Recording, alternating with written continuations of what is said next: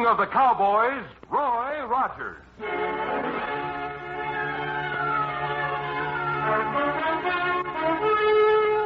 Transcribed from out of the West and into your home, riding the range of mystery and adventure, blazing the trail of Western story and song, with Roy Rogers riders, that bungling wrangler Clackety, played by Horace Murphy, the Queen of the West, Dale Evans, and in person, the King of the Cowboys himself, Roy Rogers. Well,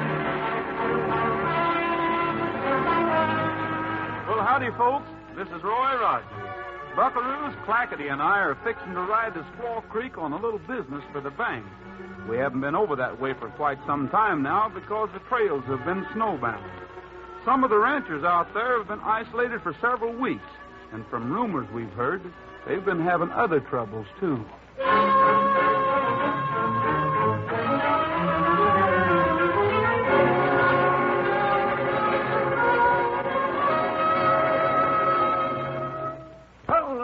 Before you can get this stuff freighted out to my place, Dick. They won't. You sold your last bunch of cattle through Bruce Baker, didn't you? Well, yes. What's that got to do with it? You mean Cliff Beauregard won't haul supplies for a man who sells cattle through somebody else? Well, Baker offered me more money. No. Beauregard don't refuse, but here's what happens. I go to Beauregard and ask him to haul these things out to your place, and he turns me down. Says it ain't safe. Then you hire somebody else to take them, and by golly, Beauregard's right. They get attacked along the road. Your supplies get destroyed. Your driver gets shot up. Well, I don't know there's any connection, Nort. All I know is what happens. Well, I need these supplies. And I ain't going to be scared by a four-flusher like Cliff Beauregard. Ain't nobody going to stop me from getting them home.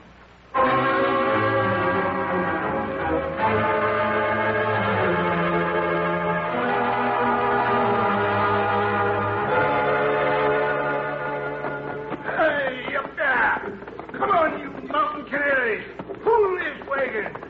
Hey, up, yeah! Georgie, here they come. Horses for you next second. Hey, one last one. Hold on here. I didn't do nothing. Come on, get off that wagon. That's it. Pour oil on the stuff, Criffield. Then touch a match to it. Yeah. I'll run the team out.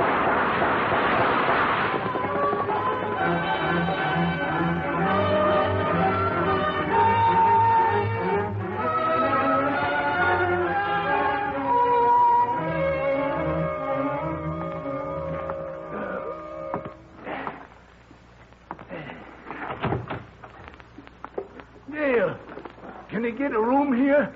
Why, North, whatever's happened to you? Yeah, I had a little trouble. Ain't nothing important. Yeah, but you ought to be over at the doctor's. Just a bullet went through my leg. Dale, do you know a gunslinger I could hire? I need one with me when I start home in the morning. A man who'll shoot first and ask questions later. A mean man. You happen to know anybody can fill that bill? Well, I may, North, but you need some rest. If I can find the man I'm thinking of, I'll have him here to meet you in the morning.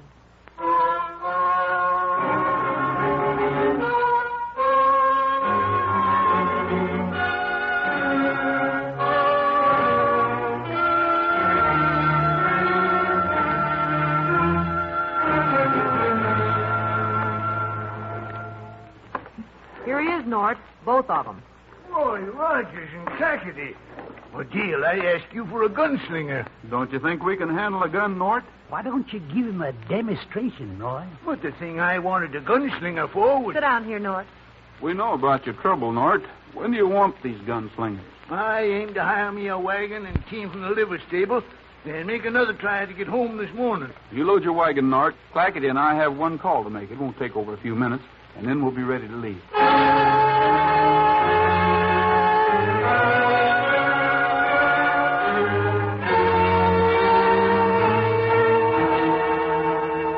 What else is on your mind, Rogers? Oh, nothing much, Beauregard. Just wondering what price you were paying for cattle these days. Well, now you know. How's the freighting business, Clippy? Fine. Why? Just a-wondering. We promised to help Nort Spitzer do a little freighting ourselves this morning, Beauregard. You did, eh? Yeah. It'd be too bad if anything happened to us while we were helping Nort, though. We'll be carrying money the bank here is transferring over to Squaw Creek, in addition to the supplies Nort's taken out to his ranch.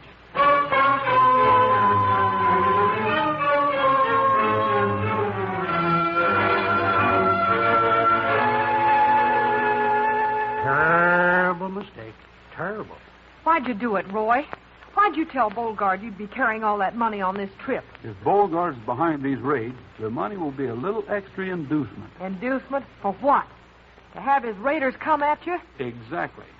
Dale, as soon as you have time, I wish you'd ask the sheriff to fix up an ambush just outside the cabin near 3 Points. I kind of think we'll be visiting there before this job's done.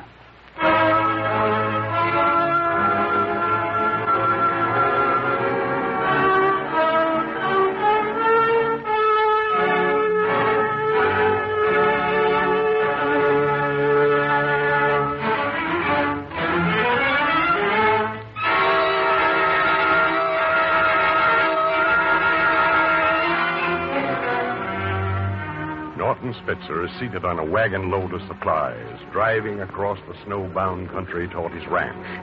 Roy and Clackety are on their horses, following closely. As yet, nothing has disturbed the calm of the winter's day.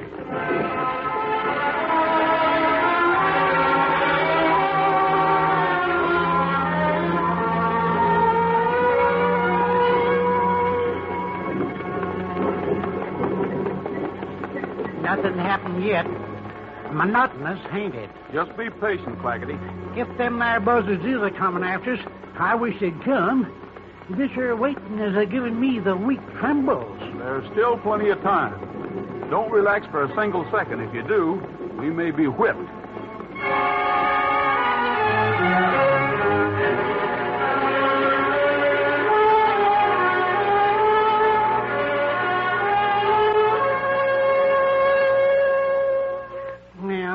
It's all over, I guess.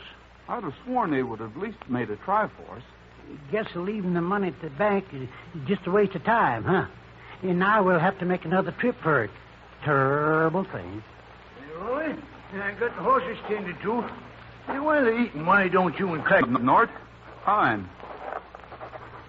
About all we've accomplished this trip was to get your supplies here. Well, that's something. All this time wasted. I could have took a nap. I'm sorry, Clackety. Oh, that's all right. When I take naps, I don't sleep at night. That gives me the miseries. Take him, Kerfield, quick! Look out, Clackety! The door closes. Men leap from the shadows of the room. A fist plunges toward Clackety. Connects. He goes down heavily. 8 men, 10, brush the limping Norton Spitzer aside to gang up on Roy. He defends himself bravely, sending one outlaw after another sprawling to the floor. But the others, there are too many of them. They hit, they kick, they gouge. Roy can't stand up to this many. He's going down, beaten by the sheer weight of numbers. Roy is on the floor. You got their guns, Crayfield? Yeah. All of them, including the sneak guns? I heard Rogers hold them. Yeah, we got them all, Bugger. You heard wrong, Barker. When I carry guns, they're in my belt, where they can be seen. Just stand there quiet, Rogers. When we want something from you, we'll say so. How about that load of supplies, Crayfield? We got to keep the head man happy. Head and Jack went out to burn the supplies. Hey, you want any help tying their wrists? Yeah, it's all done. Now, Rogers, we'll give you a little attention. Now, wait a minute, Bugger. I'll handle this. Now, look, Rogers. Nobody likes to kill a man. That's something we won't do unless we have to. If you're smart, you'll tell us where the money is and go free. How do I know I will go free, though? We'll leave you in a safe place, all 3 of you, and send a message to the sheriff telling where you can be found. Now, where's the money? I know you might try that old cabin out near 3 Points. I figured we might get into trouble on this trip, so I didn't try bringing it along. Well, thanks, Rogers. See, Barger, that's how it's done. Yeah. We'll have the boys take Spitzer out to the place at Indian Run. You and me'll go to that cabin at 3 Points. Well, what about Rogers? Him and his partner will go with us. You don't mind, do you, Rogers? No. In fact, I'm anxious to go to 3 Points with you.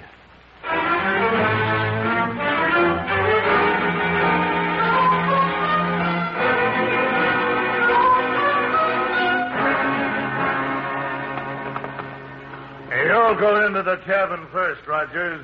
You and your partner. Sure. Right, you first, Rogers, and we'll follow. All right.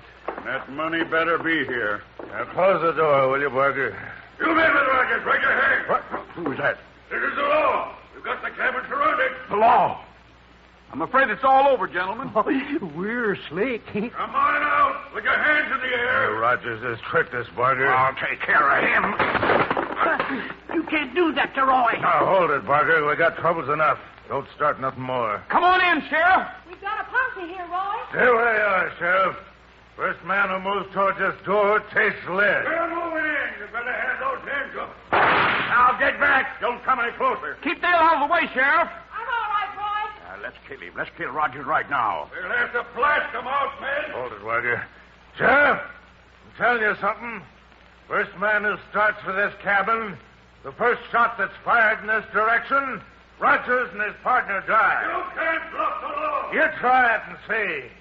And here's something else. We're coming out of the cabin, walking to our horses, and riding away. You try to stop us, and we drop Rogers. Sheriff, they mean it. Come on, Sheriff. Come on. Don't let them call your hand. You can't bargain with the law, Cripfield. We're coming in. We're waiting for you, Sheriff. The law can't back down now from these rattlers, no matter what they say they'll do.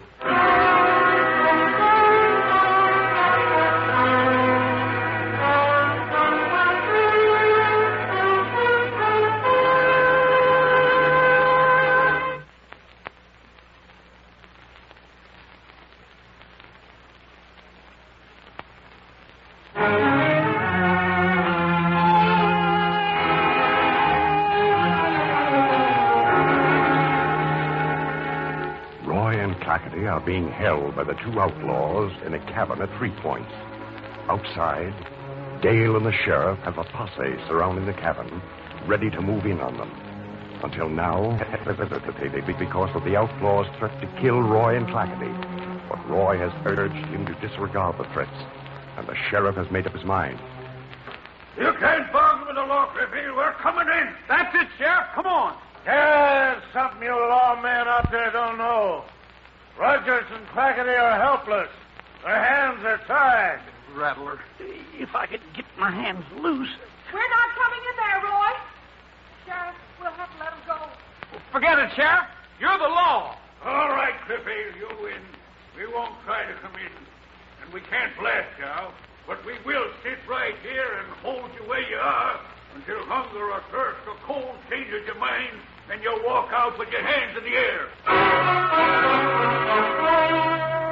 For the first few hours, the battle between the posse and the outlaws is deadlocked. The only action is an occasional shot, fired by one of the outlaws who sees or thinks he sees a member of the sheriff's posse outside. The posse does not dare fire back for fear of wounding Roy or Clackety. When darkness comes to Paradise Valley, the situation remains the same.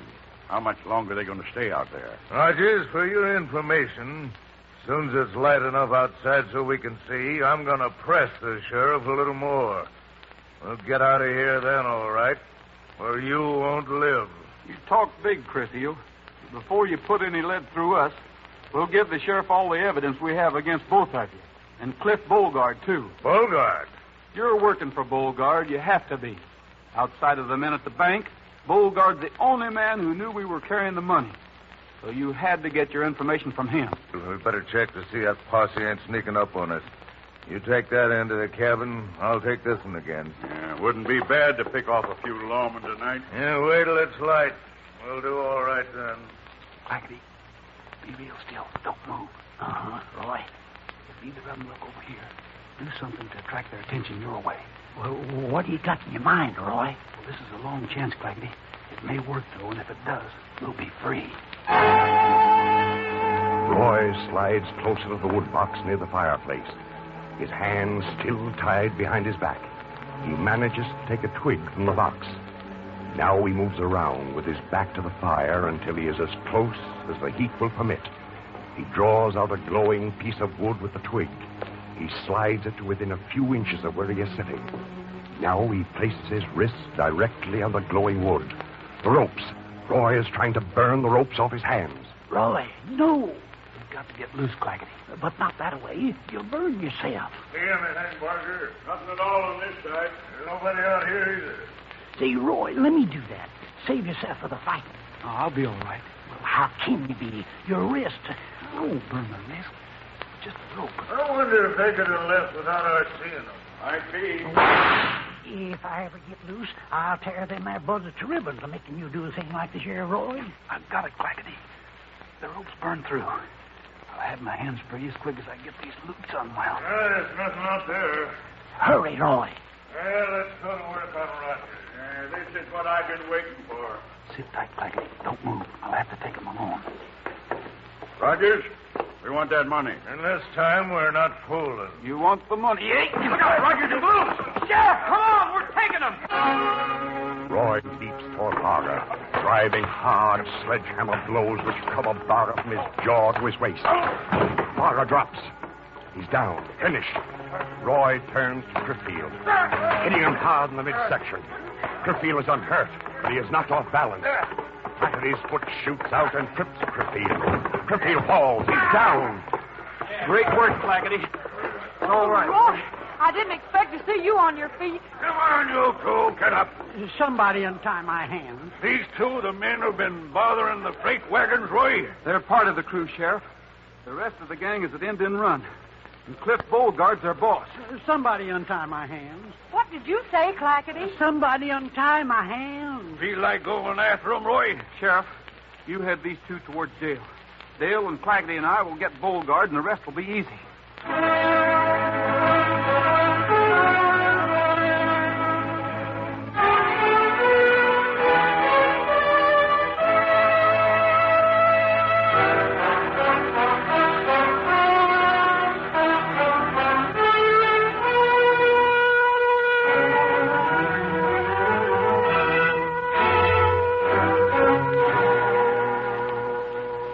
Beauregard's probably still in his bed asleep, boy. Let me go in and get him. Come on, Clackety. Dale, you keep watch on the door in case he tries to rush us. He won't get past me. What's the meaning of this? Rogers! We've come for you, Beauregard. We're going to bust up your business. You can't break into a man's house. Get to one side, Clackety. Oh, use a gun on us, huh? Let me at that bullet. Stay back, Clackety.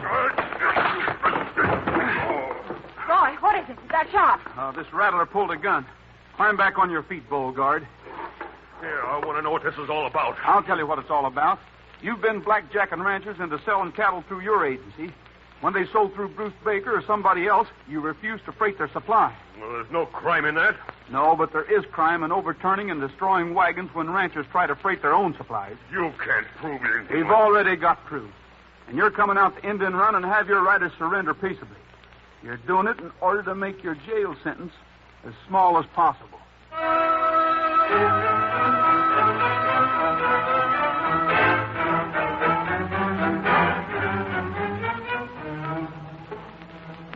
Come on, Beauregard.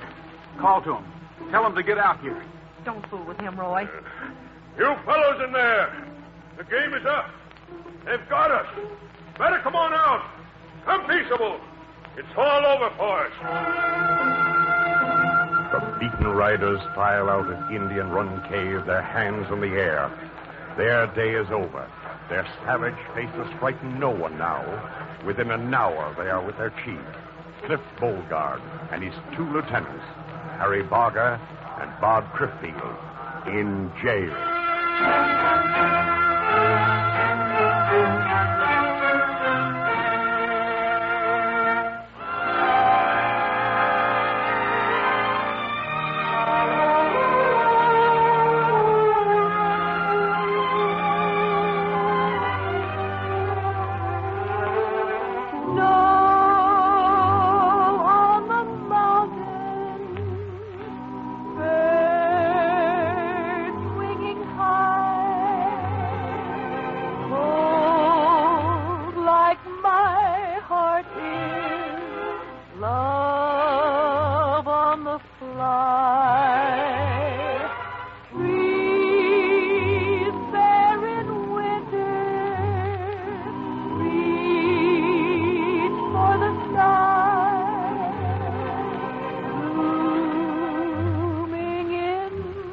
summer, only to die. Laughter of children, bells on a sleigh. Why should they hurt me this winter's day? No, on the mountain there till the spring. Please melt my poor heart so it can sing. On the mountain, birds swinging high. Oh, like my heart is, love on the fly. Trees there in winter, reach for the sky. Blooming in summer, only to die. Laughter of children, bells on a sleigh. Why should they hurt me this winter's day? No, on the mountain, there till the spring. Please melt my poor heart so it can sing.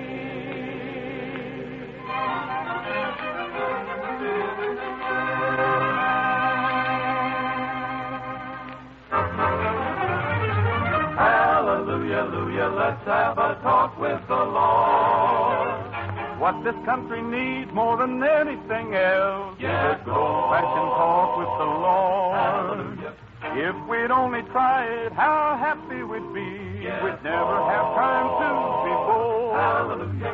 Hear me talking, brother. Don't spend all your time planning for the things you can afford. Yes, what this country needs more than anything else Is a good old-fashioned talk with the Lord.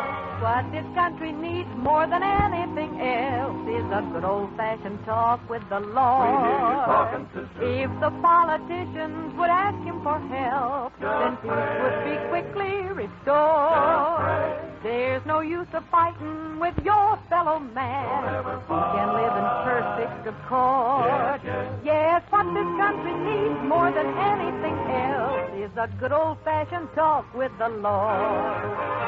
What this country needs more than anything else is a good old-fashioned talk with the Lord. If we're always ready to help someone else, someday we'll receive our reward. After you have tried it, it's easy to see. Prayer can do much more than the sword. Yes, what this country needs more than anything else is a good old-fashioned talk with the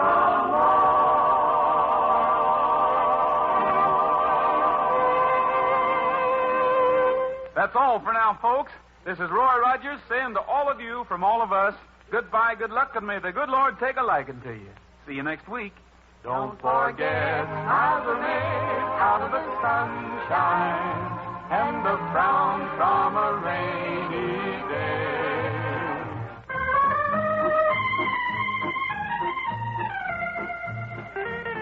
Well, buckaroos, join us again next week at the same time and over these same stations when the Armed Forces Radio Service presents another Western yarn with Horace Murphy as Clackety, Dale Evans, the Roy Rogers Riders, and in person, that great motion picture star, the king of the cowboys himself, Roy Rogers. The Roy Rogers Show is directed by Tom Hargis, with script by Ray Wilson and music by Frank Wirtz.